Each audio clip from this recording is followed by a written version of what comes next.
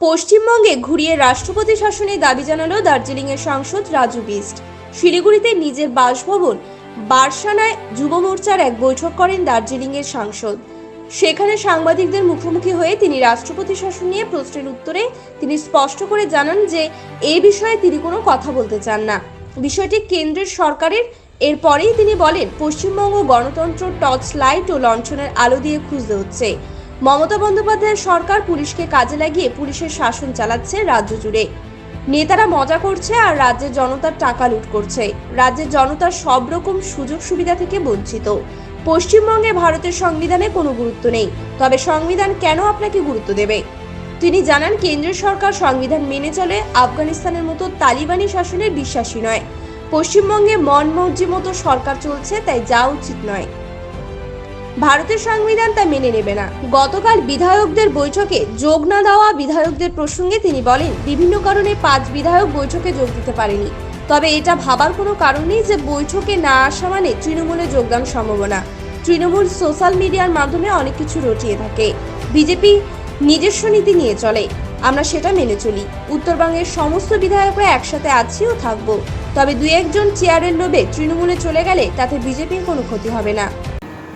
क्या लगा है कि पहाड़ में देखिए ये जीएनएलएफ का ये आंतरिक मसला है और वो हमारा अलायंस पार्टी है 2019 से और उनका अब तक बहुत अच्छा सहयोग रहा है और पहाड़ के अंदर में और तराई डूवर्स में भी उनकी जो है अच्छे कार्यकर्ता, अच्छे नेटवर्क है और उनके साथ हमारे पार्टी के साथ हमारे संबंध अच्छे हैं।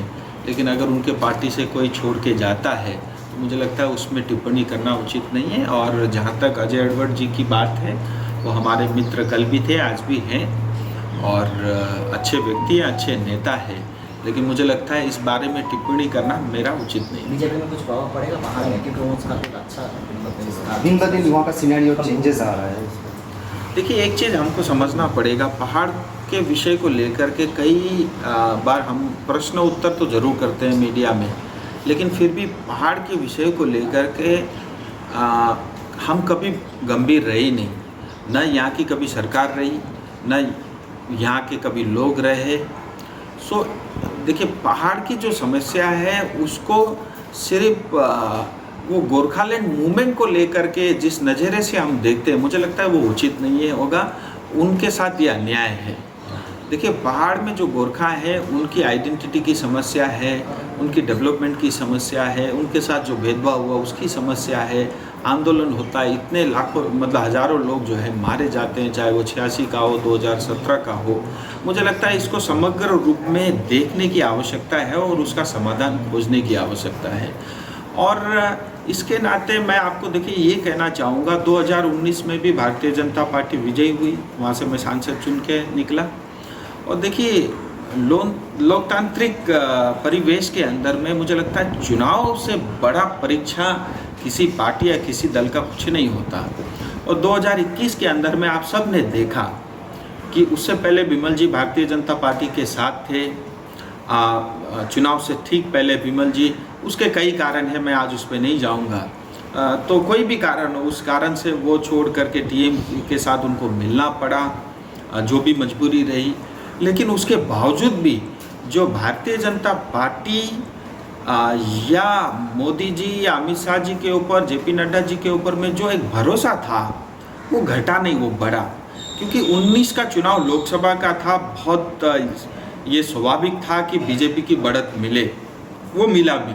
लेकिन 2021 का चुनाव वो तो स्टेट में मुख्यमंत्री चुनने का था और उसके बावजूद भी जो है पहाड़ की जनता ने पूरे मन से, भरोसे के साथ, आस्था के साथ भारतीय जनता पार्टी को वोट दिया है। इसमें कोई संदेह किसी को भी नहीं होना चाहिए।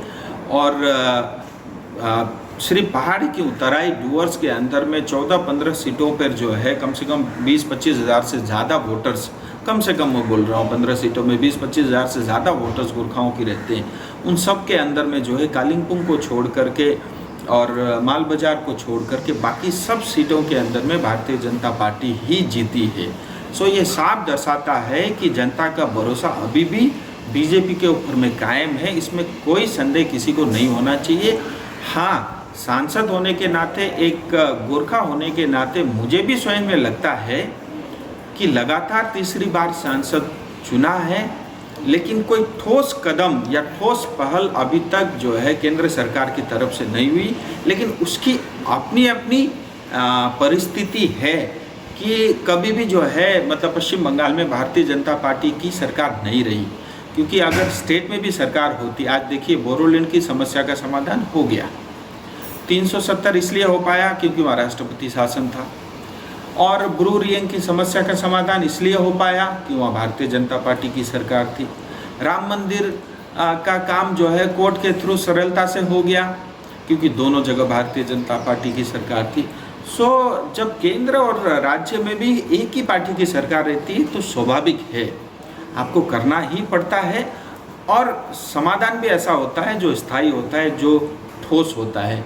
कहीं ना कहीं ये हमारी जो है बदकिस्मती थी कि आज तक जो है केंद्र में मतलब लगातार बीजेपी की सरकार बनी, लेकिन हम राज्य के अंदर में सरकार बनाने से चूक गए। लेकिन उसके बावजूद भी मैं आपके माध्यम से पहाड़ की जनता को नमन करते हुए कहना चाहता हूँ, देखिए आपने मुझे भरोसा करके सांसद बनाया, और मैं पिछले 2 साल से मैं उस प्रयास में हूँ कि आपने जो भरोसा किया है वो सपना टूटे नहीं। चाहे इस 2 साल में 1.5 साल से ज़्यादा कोविड का काल रहा हो, उसके बावजूद भी आपकी जो समस्या थी उसको पार्लियामेंट में रखना, मंत्रियों के समूह रखना, प्रधानमंत्री गृह मंत्री के सामने रखना, वो मतलब मैंने पूरी ईमानदारी और निष्ठा से की है।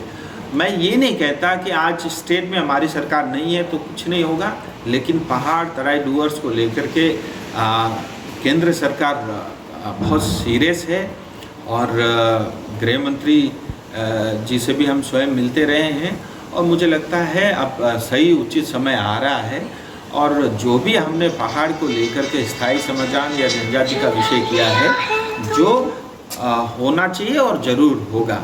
और दूसरी बात इसमें जो सबसे इम्पोर्टेंट है, ये कई बार जो है विषय आता नहीं।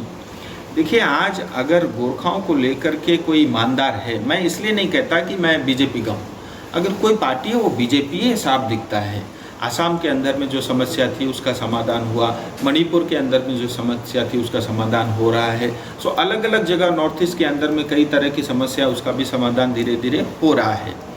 इसी तरह जो है यहाँ का भी समाधान होगा, क्योंकि भारतीय जनता पार्टी ने कभी किसी को शहीद बनाने का, मारने का, पीटने का, घर कुड़की करने का या पुलिस लगाकर अन्याय अत्याचार करने का काम नहीं किया।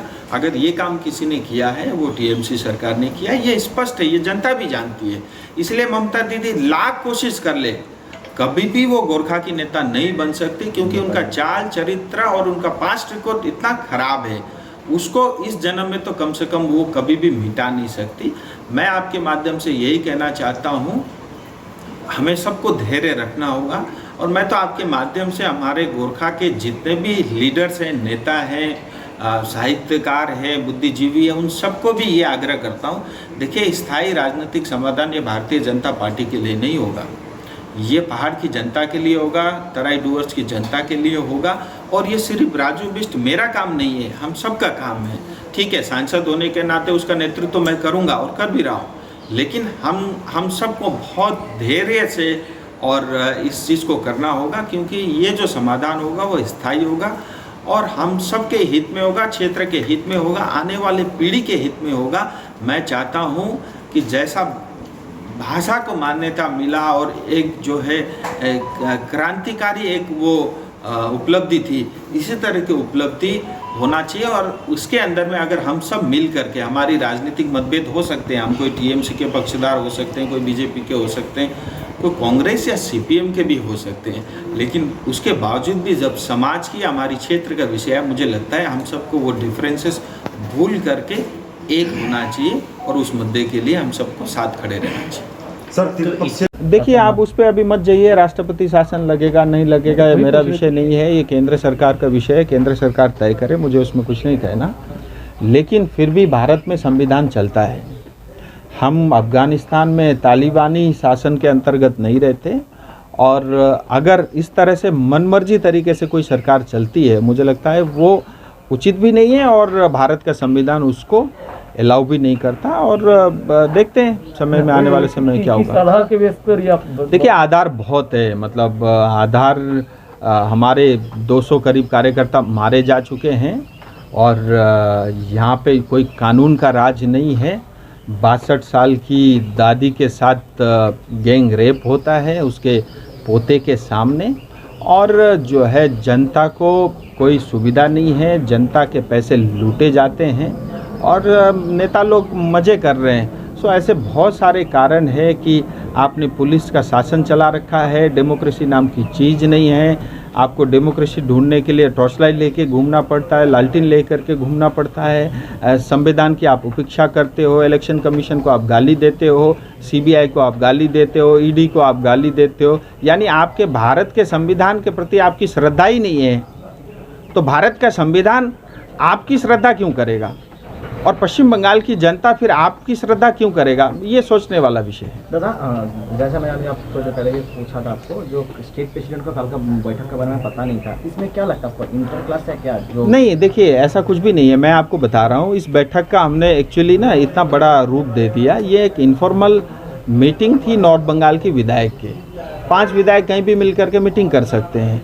अब इसका सारा कोऑर्डिनेशन हमारे जो व्हिप हैं मनोज टिग्गा जी वही देख रहे थे और यही उचित बता पाएंगे उन्होंने किसको आमंत्रित दिया था नहीं दिया था, और मेरी वो जानकारी में नहीं है और मेरे मतलब जिम्मेदारी में भी वो नहीं था। तो मेरा इसमें टिप्पणी करना मुझे लगता है कोई उचित। आज का मीटिंग का भी सबको आ गया क्या ना मीटिंग? देखिए आज तो हमारी सांगठनिक विषय है, मतलब युवा मोर्चा की मीटिंग है और सब लोग आ गए, जल्द हम मीटिंग चालू कर रहे हैं। क्या सोच रहे हैं? देखिए 29 विधायक नॉर्थ बंगाल में भारतीय जनता पार्टी के हैं और हम सब साथ में हैं और दूर दूर तक किसी को भी मतलब किसी का भी पार्टी छोड़ के टीएमसी ज्वाइन करने की कोई योजना नहीं है। हाँ, ये ज़रूर है कि टीएमसी कई लोगों को फ़ोन करती रहती है, लेकिन हम सब लोग साथ हैं और हम सब लोग बीजेपी की आइडियोलॉजी के साथ जुड़े हुए हैं और हम सब ये जानते हैं कि पश्चिम बंगाल का विकास या भला टीएमसी सरकार से तो एटलीस्ट नहीं होगी। हम पेशेंसली प्रतीक्षा करेंगे, हमें भी वो मौका मिलेगा कि हम पश्चिम बंगाल की जनता की और विशेष करके नॉर्थ बंगाल की जनता की सेवा कर पाएँ और वो समय जल्द आएगा और हम अपनी जनता की सेवा करेंगे। लेकिन हमारी पार्टी के विधायक की किसी तरह की ऐसी योजनाएं नहीं है। ये सब जो है अफवाहें जो है वो टीएमसी अपने सोशल मीडिया के माध्यम से, अपने नेताओं के माध्यम से मीडिया में फैलाती रहती है, इसमें कोई तथ्य नहीं है। जो लोग बीजेपी से टीएमसी लौट गए उनको लेकर क्या बोलना चाहेंगे? देखिए मतलब अगर कुछ लोगों की इच्छा ये होती है कि हमें कुर्सी ज़्यादा प्यारी है तो वो लौट जाए, इसमें कोई बड़ी बात नहीं। मैंने जैसा आपको कहा कि हम एक आइडियोलॉजी के साथ जुड़ते हैं पार्टी में और बीजेपी का तो एक ही आइडियोलॉजी है कि नेशन फर्स्ट, हम देश को सर्वोपरि मानते हैं। लेकिन कुछ लोग होते हैं जो कुर्सी को सर्वोपरि मानते हैं, उसमें मुझे कुछ नहीं कहना। और हमारी पार्टी कोई ऐसी पार्टी नहीं कि 2 लोग चले जाए तो हमको घबराहट होने लग जाए। ये वही पार्टी है जिसके 2 सांसद होते थे, आज 2 बार बहुमत से सरकार बनी है केंद्र में। ये वही पार्टी है पश्चिम बंगाल में, इससे पहले 3 विधायक थे, आज 77 हैं और 2026 में पूर्ण बहुमत की सरकार बनेगी। और जिस तरह से ममता दीदी काम कर रही है, हो सकता है वो जो है समय हमको जल्दी भी जो है जनता की सेवा करने का मौका शायद जल्द मिले और 2-4 लोग जाते हैं, इससे कोई विशेष पार्टी को फर्क नहीं पड़ता। जो लोग वापस गया हुआ है वो पहले टीएमसी घराना का ही है। नॉर्थ बंगाल में ऐसे कई विधायक है जो पहले टीएमसी घराने के हैं, तो उनको लेकर आप लोग चिंतित है कि वो लोग फिर से अगर वापस चले जाए तो फिर संभावना भी शुरू हो? देखिए मैं फिर वही बात आपको बोलता हूँ कि ये जो अफवाहें हैं ये टीएमसी फैलाने की कोशिश कर रही है। हमारे सब विधायक, कल भी आपने देखा 29 में 24 सब लोग थे, 2-4 लोग दिल्ली में थे, 2-4 लोगों की घर पे कुछ समस्या थी, कोई बीमार थे, एक के तो घर में किसी की डेथ भी हुई थी। अदरवाइज इनफॉर्मल मीटिंग के अंदर में भी इतने सारे लोग सब मौजूद थे। किसी तरह की जो है इस तरह का विषय कहीं भी दूर दूर तक नहीं है और हमारे सारे विधायक साथ हैं और हम सब लोग आइडियोलॉजी के साथ जुड़े हुए हैं। ये जो नेगेटिव दुष्प्रचार करने का काम टीएमसी कर रही है। राजू जी, एक बात